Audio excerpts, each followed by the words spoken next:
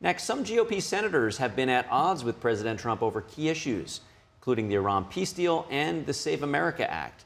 Topics that are likely to come up when the president joins the Republican senators' lunch later today. Joining us to discuss is Rod D. Martin. He's political analyst and CEO of Martin Capital. Good morning, Rod. Great to see you. For those not too familiar, why are the president and some Senate Republican senators at odds? Well, it's just a marvel to me. Voter integrity is an 80-20 issue in this country.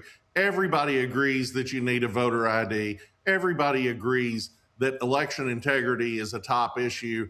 It doesn't matter how you shuck the corn. It's Republicans, it's Democrats, it's whites, it's blacks, it's Hispanics, it's men, it's women. It doesn't matter who you are. You think this is important.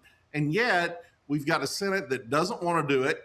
John Thune, partly because he understands that the Democrats are never going to give him 60 votes, which he needs to overcome a filibuster under the current rules, partly because he's got actual opposition among the Republicans, although the latest we've heard, Susan Collins has flipped, so he could pass it on a straight-up vote. Thune's problem, of course, is the filibuster. He is terrified, and not without reason, that if we actually monkey around with the filibuster rules, the Democrats will go full bore when they have the Senate again, whether that's in a year or 10 years, and they're just going to pass an entirely socialist agenda, such as that we're seeing implemented in New York under Mamdani. So Thune is trying to protect the institution, and I think that makes a lot of sense. The problem is that this is passable, that the rules do allow for it if he is simply creative. His predecessors have done those things without some horrible consequence, and election integrity is an 80-20 issue. How can you even have any hope of a free and fair election if you don't know that only U.S. citizens are voting?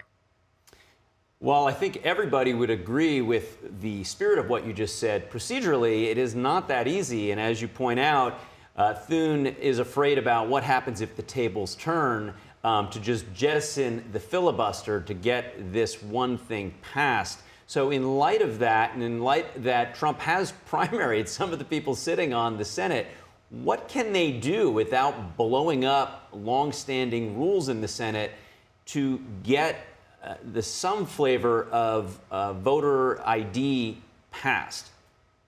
Well, it's actually not that hard. It's just a matter of will, and it all carries risk. There's no question about that. Although I think an awful lot of Americans would agree that not passing the bill involves a lot of risk too. So from the president's perspective, you have multiple options. One is attach this to a reconciliation bill, which only requires 51 votes. If you were to attach it to a reconciliation bill, you're gonna get blocked by the Senate parliamentarian.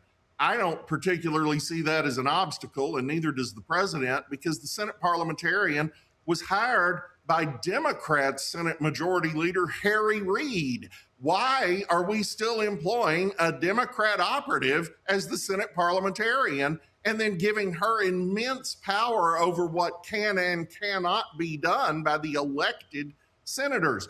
Not only does John Thune have the power to override her, he has the power to fire her. And both Trent Lott and Bob Dole fired Senate parliamentarians in the past. So that's one way you could go at it.